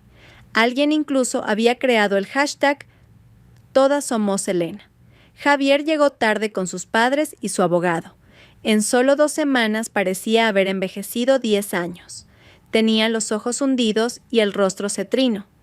Al verme, un destello de odio cruzó su mirada, pero fue rápidamente reemplazado por el miedo. Sabía que no solo se enfrentaba a un divorcio, sino también a una acusación penal. La vista fue sorprendentemente fluida. El abogado de Javier intentó argumentar que las transferencias de dinero eran atenciones sociales normales y que Laura era solo una prima lejana. Pero cuando el juez vio las fotos íntimas y los chats explícitos, hasta el propio abogado se quedó sin palabras. En cuanto a la falsificación de la escritura y de la firma, la defensa de Javier no pudo negar nada. Cuando el juez le preguntó por qué lo había hecho, su respuesta provocó un murmullo en la sala. Mi hermano se iba a casar, la familia de la novia no quería poner dinero, solo quería ayudar un poco a mi familia. Y por eso falsificó documentos, contratos y dispuso fraudulentamente de bienes gananciales, preguntó el juez con severidad. ¿Era consciente de las consecuencias legales de sus actos? Javier bajó la cabeza en silencio. Su madre, en la bancada del público, rompió a llorar y fue invitada a salir de la sala. Durante un receso, Javier me abordó de repente. «Elena, por los 3 años que hemos estado casados, puedes retirar la demanda. Te prometo que te devolveré el chalet y no reclamaré nada del dinero». «Es demasiado tarde», Javier le miré con calma. «Te di la oportunidad. Fuiste tú quien eligió el peor camino». «¿Quieres verme muerto?», gritó con los ojos enrojecidos. «Si voy a la cárcel, mi vida estará acabada. Eso te lo has buscado tú», solo me di la vuelta sin querer mirarle más. La sentencia final superó mis expectativas. El juez concedió el divorcio. El chalet era para mí. Los 80,000 euros que Javier transfirió a Laura debían ser restituidos íntegramente. El 70% del dinero de las cuentas de Javier me fue adjudicado como indemnización. Además, Javier fue condenado a pagar mis costas legales. Cuando el juez leyó la sentencia, el rostro de Javier estaba ceniciento. Su madre se desmayó en la bancada del público. Los periodistas disparaban sus flashes sin cesar. Bajo la luz de las cámaras, la patética imagen de la familia Ruiz quedó grabada para siempre. Al salir del juzgado, el sol brillaba con fuerza. El abogado Torres me dio una palmada en el hombro. «Felicidades, se ha hecho justicia». «Gracias», dije sinceramente. Sin su ayuda no habría podido ganar de forma tan contundente. «¿Qué planes tiene ahora? ¿Qué hará con el chalet? ¿Venderlo?», dije sin dudar. «Ya lo he encargado a una inmobiliaria. La semana que viene vuelo a Singapur para empezar mi nuevo trabajo». El abogado Torres asintió con aprobación. Una sabia elección. «Oiga, sobre el caso penal de Javier, ¿piensa seguir adelante?». Reflexioné un momento. «No quiero tener nada más que ver con él. Si confiesa y devuelve el dinero, podría escribir una carta de perdón, pero que la ley siga su curso». «Entendido. Me encargaré de los trámites restantes». El abogado Torres me estrechó la mano. «Le deseo un buen viaje a Singapur». De vuelta en mi apartamento de alquiler, empecé a hacer las maletas. 3 años de matrimonio al final se resumían en 2 maletas. El teléfono no paraba de vibrar con mensajes de felicitación de mis amigos. Los respondí uno a uno y luego lo apagué, disfrutando de la rara tranquilidad.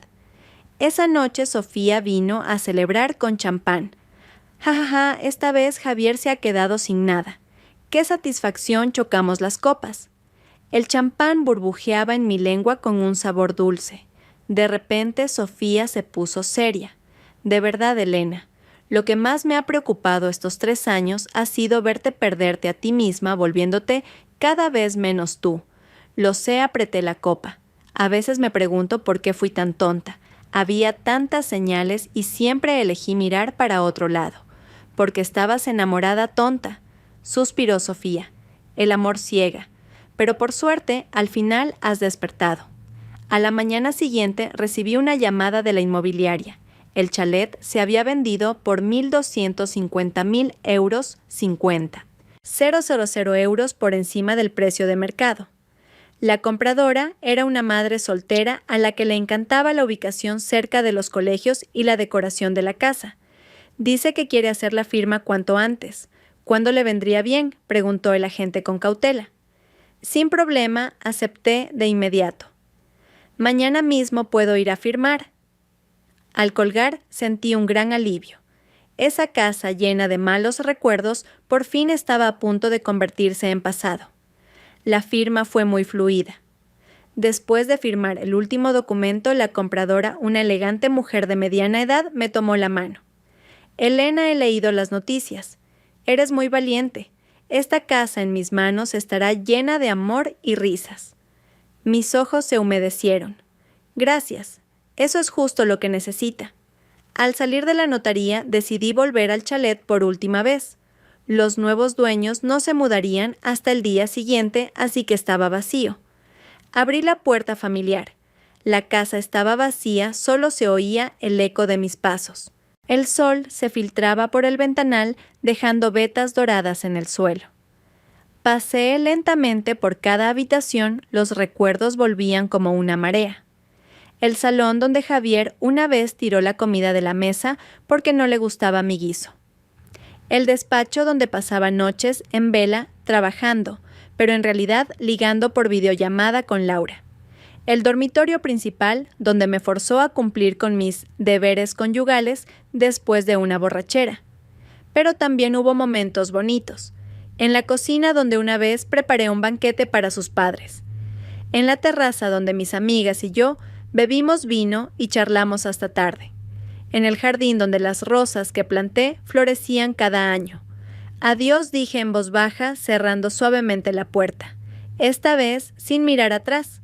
Al salir de la urbanización, me encontré a Marcos, el hermano de Javier, en la puerta. Parecía demacrado. Al verme se sorprendió y luego corrió hacia mí. «Cuñada». «No, Elena», tartamudeó. ¿Podrías prestarme algo de dinero?» Mi hermano está detenido. La familia de mi novia quiere romper el compromiso. Mi madre ha tenido que ingresar en el hospital por la tensión alta. No podía creer lo que oía. La familia Ruiz aún tenía la cara de venir a pedirme dinero. «Marcos», dije con calma, «¿sabes que tu hermano falsificó mi firma para hipotecar el chalet precisamente para comprarte una casa a ti?» Su rostro cambió. Yo no sabía de dónde venía el dinero. «Vuestra familia no conoce la vergüenza», me reí con frialdad. «Tu hermano va a la cárcel, tu madre está en el hospital, tu boda se ha cancelado. Todo eso es el karma.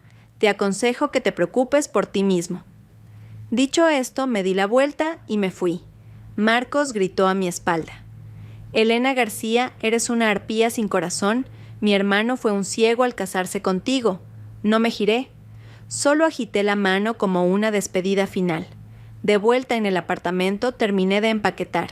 Recursos Humanos de la empresa de Singapur me había enviado las instrucciones de incorporación y sugerencias de alquiler. Emma también me había preparado una lista de cosas necesarias. Una nueva vida me estaba esperando brillante y llena de esperanza. Esa noche mi madre me hizo una videollamada. Mi padre estaba a su lado preguntándome de todo. Insistieron en acompañarme a Singapur, pero me negué. «Papá, mamá, ya no soy una niña», dije riendo. «Además, Singapur es muy seguro, no hay de qué preocuparse». «Siempre serás nuestra niña», dijo mi madre secándose las lágrimas. «Esta vez te vas tan lejos.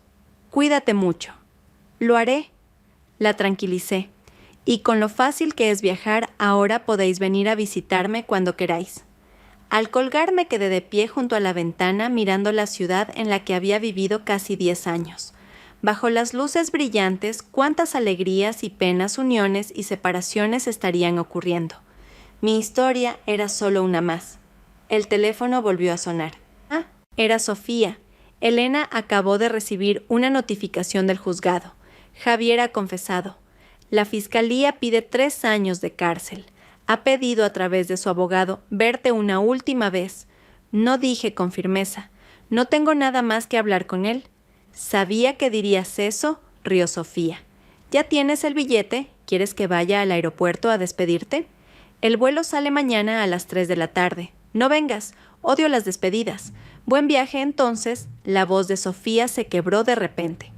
«Llámame a menudo, ¿eh? no te olvides de tus viejos amigos.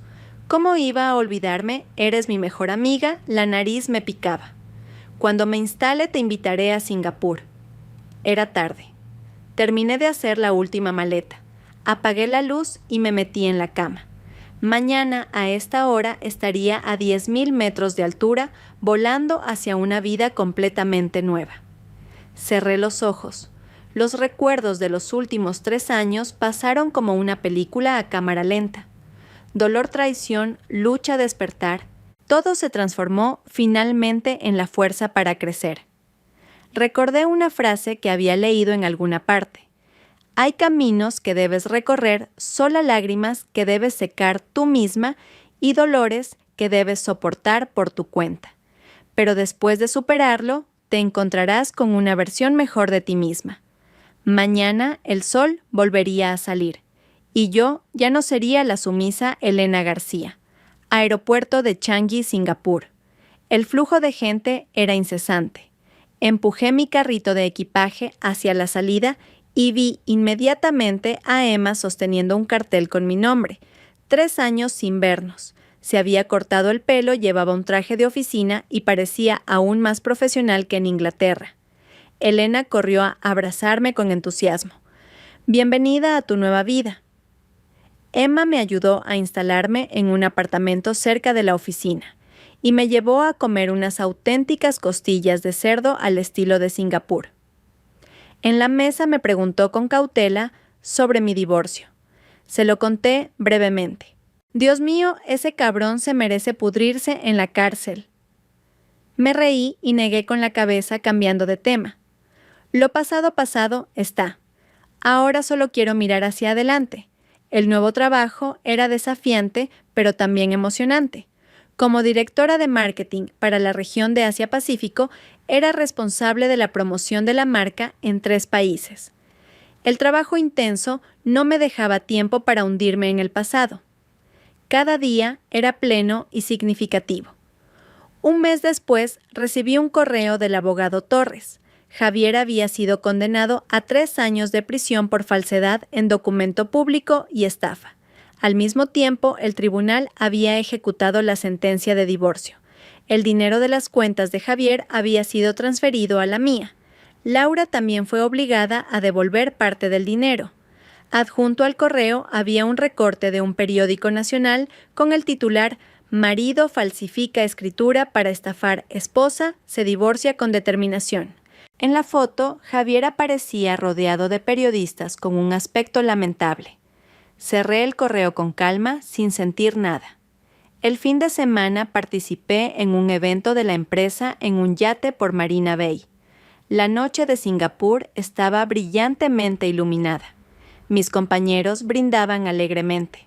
Jackson, el director general de marketing, se acercó con una copa de champán. Elena, he oído que dejaste un puesto de alta dirección en España para venir a Singapur. ¡Qué valiente! Sonreí sin decir nada. Él no sabía que no había venido por mi carrera, sino para huir de un pasado que no quería recordar.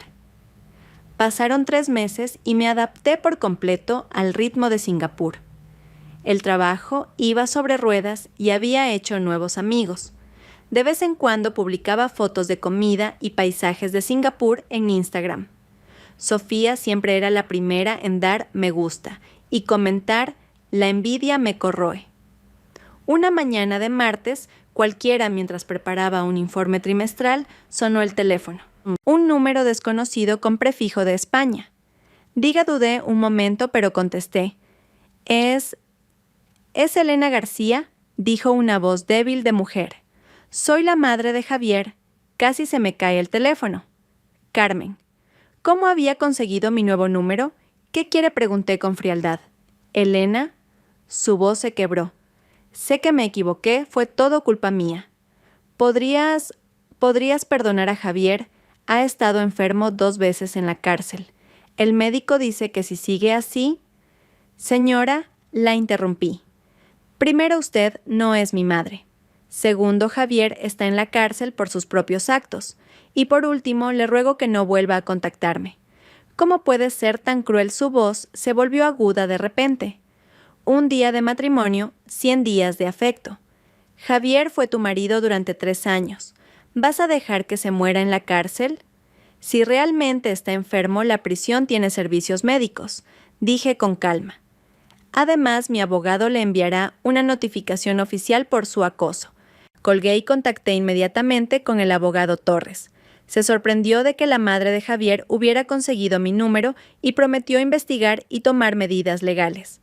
Este incidente fue como una pequeña piedra arrojada a un lago en calma, creando una onda que pronto se desvaneció. Hasta que 2 semanas después recibí un mensaje extraño en LinkedIn. Hola Elena, soy Lidia, directora de RRHH del Grupo X. He oído que te va muy bien en Singapur. Me tomo la libertad de contactarte. Estamos buscando un director de marketing con experiencia internacional. ¿Te interesaría volver a España a trabajar? El Grupo X era un gigante de la industria en España. El puesto de director de marketing siempre había sido un sueño para mí. Pero volver, aún no estaba preparada para enfrentarme a ese lugar lleno de malos recuerdos. Respondí educadamente. Actualmente estoy muy contenta con mi trabajo, no tengo intención de cambiar por ahora. Lidia respondió rápidamente, entendido. Sin embargo, es una oportunidad única. Salario de 200.000 euros más acciones reportando directamente al CEO. Si cambias de opinión, no dudes en contactarme. 200.000 euros al año, el doble de mi sueldo actual. Me quedé mirando el mensaje durante mucho tiempo, pero finalmente no lo borré. El tiempo voló. En un abrir y cerrar de ojos, llevaba medio año en Singapur. Mi equipo había conseguido 2 grandes clientes y el CEO me había felicitado públicamente. Emma decía que era la expatriada que más rápido se había adaptado que había visto e incluso me animó a solicitar la residencia permanente. Sin embargo, la oferta de trabajo en España seguía rondando mi cabeza.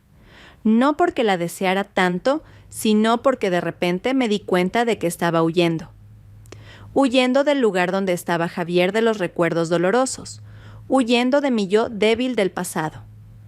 Un fin de semana fui sola a la isla de Sentosa. Sentada en la arena blanca mirando el mar azul, de repente comprendí. El verdadero olvido no es huir, sino tener la capacidad de enfrentar el pasado y elegir no mirar atrás.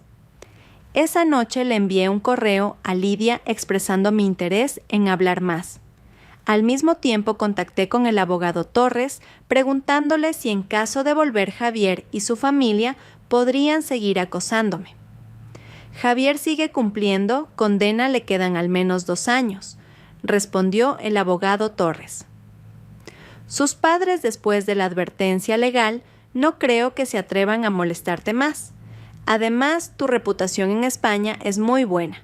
Muchas mujeres te ven como un ejemplo de lucha contra el abuso. Un ejemplo, sonreí amargamente. Solo era una mujer normal que acorralada había decidido defenderse. La entrevista con el Grupo X fue muy bien. Después de una videollamada, incluso organizaron una reunión en persona en Singapur.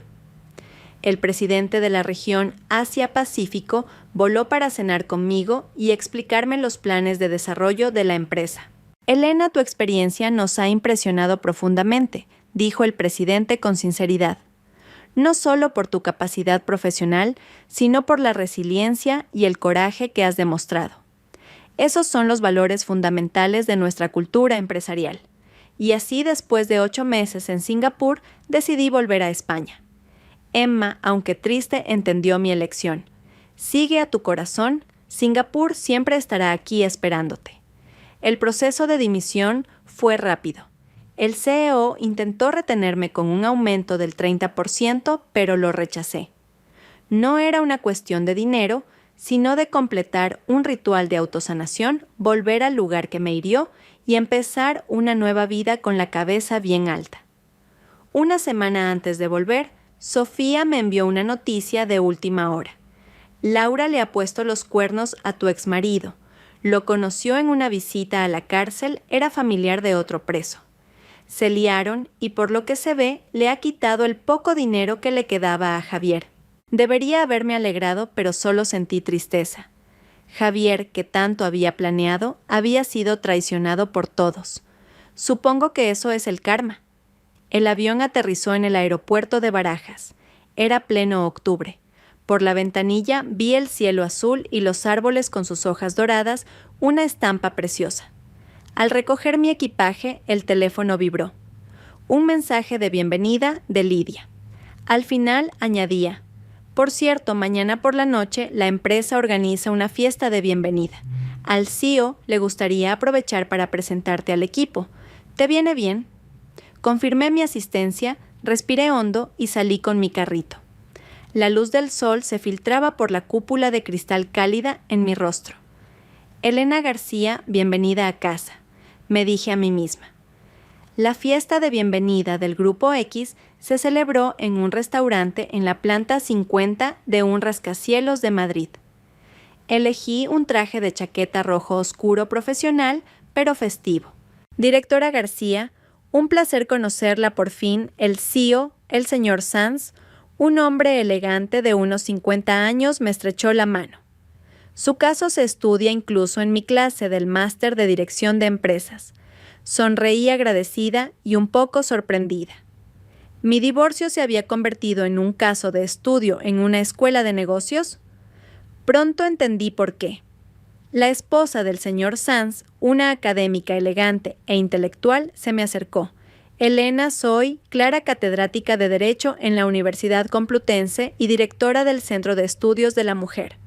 Tu caso es un ejemplo paradigmático de cómo una mujer formada puede usar las herramientas legales para defenderse. Me halaga, pero creo que exagera. Dije algo avergonzada. En ese momento solo reaccioné por instinto al verme acorralada. Ese instinto es precisamente lo que hay que estudiar. Los ojos de la catedrática brillaban con inteligencia. Demasiadas mujeres en situaciones similares eligen aguantar. Tú has demostrado con hechos que la ley es un arma eficaz para proteger nuestros derechos. A mitad de la fiesta, un hombre de mediana edad se presentó. Hola, directora García, soy Carlos, el asesor legal del grupo. Encantado. Mientras charlábamos, una joven se acercó tímidamente. Disculpe, ¿es usted Elena García? La chica, una becaria de marketing, me dijo que mi historia la había animado a dejar una relación tóxica. Verla a usted ahora me da la fe de que yo también puedo empezar de nuevo, dijo con los ojos llorosos. En ese momento me di cuenta de que mi historia quizá tenía un significado más allá de lo personal. Afectaba a miles de mujeres atrapadas en matrimonios infelices. Al final de la fiesta, el señor Sanz dispuso que un chofer me llevara al hotel. En el coche me entregó una carpeta. Directora García, esta es una invitación para el Foro Empresarial de Asia-Pacífico del mes que viene. El grupo ha decidido que usted nos represente y dé una ponencia. La abrí. Era un foro de primer nivel. En años anteriores, solo los vicepresidentes habían tenido el honor de participar. Me temo que no tengo suficiente experiencia. ¿No sea modesta?, sonrió el señor Sanz. Sus logros en Singapur son evidentes. Además, dijo con un tono significativo, su experiencia personal encaja perfectamente con el tema de este año, liderazgo en tiempos de cambio. De vuelta en el hotel, no pude dormir. Por la ventana, las luces de Madrid brillaban una opulencia diferente a la de Singapur. En solo un año, mi vida había dado un vuelco de una esposa ignorada a una alta ejecutiva, de una víctima sumisa a un ejemplo inspirador. El teléfono vibró. Era un WhatsApp de Sofía. ¿Qué tal? ¿Te has adaptado a tu vuelta? ¿Quedamos mañana? Le respondí con un emoji sonriente. Por supuesto, tengo 1000 cosas que contarte. Al mediodía siguiente quedé con Sofía en una tranquila cafetería. Nada más verme, me abrazó. Madre mía, directora García, qué porte. Le di un codazo amistoso. Déjate de tonterías. Cuéntame, ¿qué tal tu carrera para ser socia del bufete? Ni me lo recuerdes, dijo Sofía agitando la mano. Los viejos socios siguen diciendo que soy muy joven, pero bajó la voz en secreto. Acabo de coger un caso muy gordo. La madre de Javier ha demandado a Laura para que le devuelva el dinero. ¿Qué casi me atraganto con el café? ¿Qué nuevo culebrón es este? Resulta que Carmen insistía en que Laura había estafado a Javier y le exigía la devolución de 150,000 euros en regalos, incluyendo los 80,000 que ya conocíamos. Laura, por su parte, afirmaba que era una compensación por su juventud perdida. Las dos mujeres montaron un espectáculo en el juzgado, contó Sofía divertida. Carmen llamó a Laura zorra, y Laura le respondió que no sabía educar a sus hijos. El juez no daba crédito. Negué con la cabeza sin querer saber más de ese circo. Javier y su desastre ya no tenían nada que ver conmigo. Ah, dijo Sofía poniéndose seria de repente. Tengo que contarte algo. Javier, por buen comportamiento, podría salir de la cárcel en libertad condicional en 6 meses. Mi corazón dio un vuelco. ¿Cuándo? Probablemente el mes que viene, me miró Sofía preocupada. ¿Afecta esto a tu decisión de volver a España? Reflexioné un momento y negué con la cabeza. No. Madrid es muy grande, no es fácil encontrárselo. Además, la Elena de ahora ya no es la que se dejaba pisotear. Esa es la Elena que yo conozco. Sofía levantó su copa. Brindemos por una nueva vida. Las siguientes semanas fueron un torbellino. Me hice cargo oficialmente del departamento de marketing y empecé a formar mi propio equipo. Revisé mi discurso para el foro una y otra vez buscando la perfección. El día del foro elegí un traje de chaqueta azul real, hecho a medida profesional, pero femenino. Frente al espejo apenas me reconocía segura, serena, con una mirada firme. Y ahora demos la bienvenida a la directora de marketing del Grupo X, la señora Elena García, con su ponencia Reinventando el liderazgo en tiempos de crisis. Entre aplausos subí al escenario. Bajo los focos no podía ver las caras del público, lo que me relajó. Hace un año me encontraba en la mayor crisis de mi vida, mi voz era clara y firme. Un matrimonio roto, la confianza destrozada, mi autoestima por los suelos. Compartí cómo me había reencontrado a mí misma en medio de esa crisis, cómo había transformado el dolor en fuerza para crecer. Al final de mi discurso dije: el verdadero liderazgo no consiste en controlar a los demás, sino en controlar tu propia vida. Cuando nos atrevemos a enfrentar nuestros miedos más profundos, descubrimos nuestra mayor fortaleza. Gracias. Todo el auditorio se puso en pie y aplaudió. Después, innumerables asistentes me rodearon para intercambiar tarjetas, entre ellos grandes nombres de la industria. El señor Sanz, desde lejos, me levantó el pulgar con una expresión de haber encontrado un tesoro. En el coche de vuelta a la oficina recibí un mensaje de un número desconocido. Elena, he salido de la cárcel. He oído que te va muy bien. Me alegro por ti. Podríamos vernos una vez, tengo mucho que decirte. Era Javier. Mis dedos flotaron sobre la pantalla. Finalmente elegí borrar y bloquear.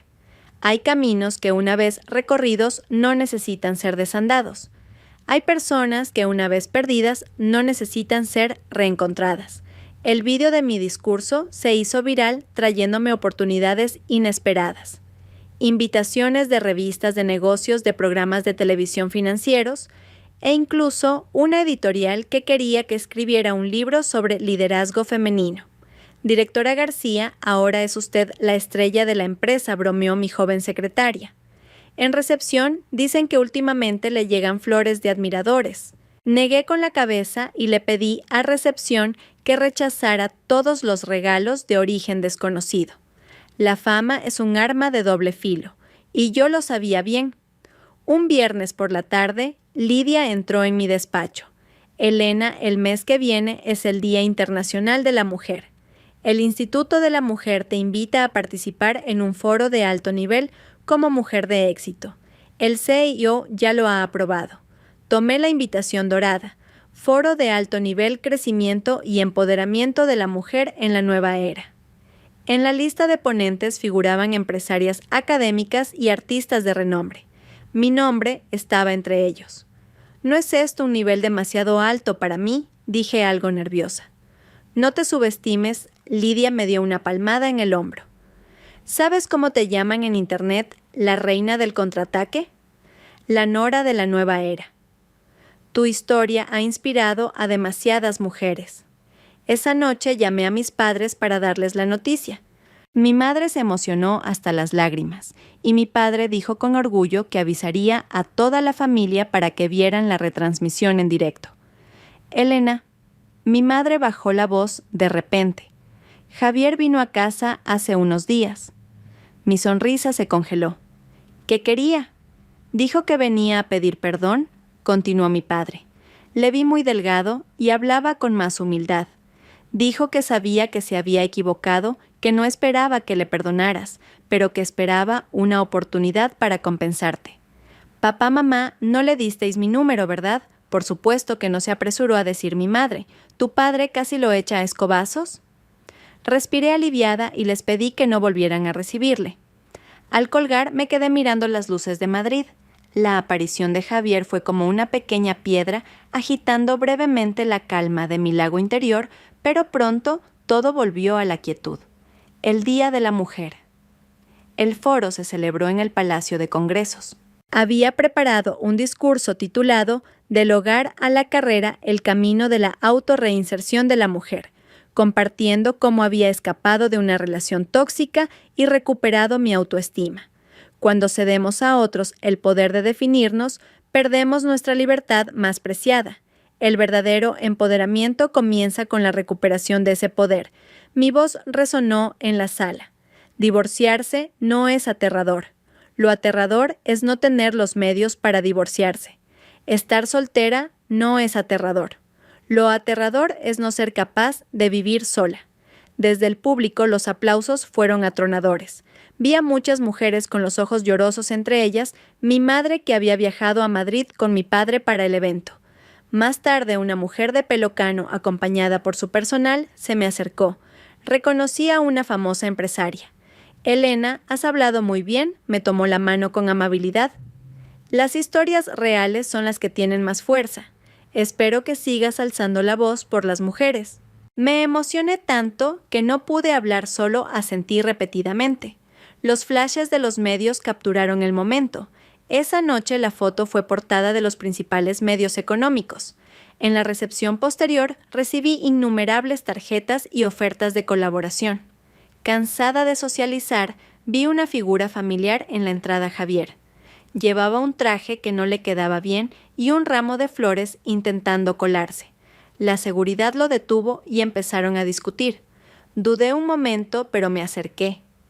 Elena, los ojos de Javier se iluminaron al verme. Solo quería venir a felicitarte en persona. Estás increíble. Había adelgazado mucho con profundas ojeras. Su antiguo aire de galán había desaparecido. El ramo de flores parecía barato y patético. Javier, dije con calma, por favor vete. Sé que no tengo derecho a verte, su voz se quebró. Me equivoqué, de verdad que lo siento. Laura me estafó todo el dinero, mi madre sufrió un derrame cerebral por el disgusto y está en el hospital, perdí mi trabajo. Es mi castigo. Miré su rostro lloroso sin sentir nada. La herida era demasiado profunda incluso para odiar. Lo pasado pasado está, dije. Espero que te vaya bien, pero por favor no vuelvas a molestarme. Elena se arrodilló de repente. Dame una oportunidad, te prometo. Me di la vuelta. Seguridad, por favor, acompañen a este señor a la salida. 2 guardias levantaron a Javier y lo sacaron a rastras. Se revolvía gritando. Elena García despiadada, un día de matrimonio, 100 días de afecto. Toda la sala nos miraba cuchicheando. Me arreglé la ropa, levanté la cabeza y volví a la recepción. Mi madre me recibió preocupada. La abracé suavemente. ¿Estoy bien, mamá? Después de esa noche, Javier nunca más apareció en mi vida. Algunos decían que se había ido al sur a trabajar, otros que había vuelto a su pueblo a cuidar de su madre. Fuera como fuese, ya no tenía nada que ver conmigo. El éxito del foro continuó. Mis seguidores en LinkedIn se dispararon. La empresa aprovechó para nombrarme directora del recién creado Centro de Liderazgo Femenino y me concedió más acciones. Con la llegada de la primavera compré un apartamento en Madrid. El día de la firma me aseguré de que en la escritura solo apareciera mi nombre. De pie en mi nueva casa vacía hice una videollamada a Sofía para brindar online. Madre mía, directora García, ahora sí que eres una triunfadora, dijo Sofía mordiendo una manzana. Oye, ¿y en el amor hay novedades? El trabajo es mi mejor amante. Reí cambiando de tema. Y lo de ser socia, gracias a ti, lo conseguí, dijo Sofía agitando su copa de vino con orgullo. Ahora los viejos socios tienen que llamarme Doña Sofía. Brindamos a través de la pantalla celebrando nuestros éxitos. Al colgar salí al balcón. Abril en Madrid el aire olía a flores. A lo lejos los rascacielos del centro financiero brillaban como una galaxia. Hace un año yo era una Elena atrapada en un matrimonio infeliz. Hoy me había convertido en una mariposa dueña de una vida que antes no me atrevía a soñar. El teléfono sonó. Un correo de mi editora con el borrador revisado. Mi autobiografía, Renacer, estaba casi lista. Saldría a finales de año. La editora sugirió que añadiera un capítulo sobre cómo construir una relación sana. ¿Por qué?, escribió. Muchos lectores se preguntarán si después de todo lo que has pasado todavía crees en el amor. Me senté ante el portátil y escribí una línea en una página en blanco. Creo en el amor, pero creo aún más en mí misma. La verdadera seguridad nunca viene de la promesa de otro, sino de la confianza en una misma. Fuera de la ventana, una luna nueva se alzaba en silencio bañando el mundo con su luz plateada. Sabía que mi nueva vida, mi vida de verdad, no había hecho más que empezar.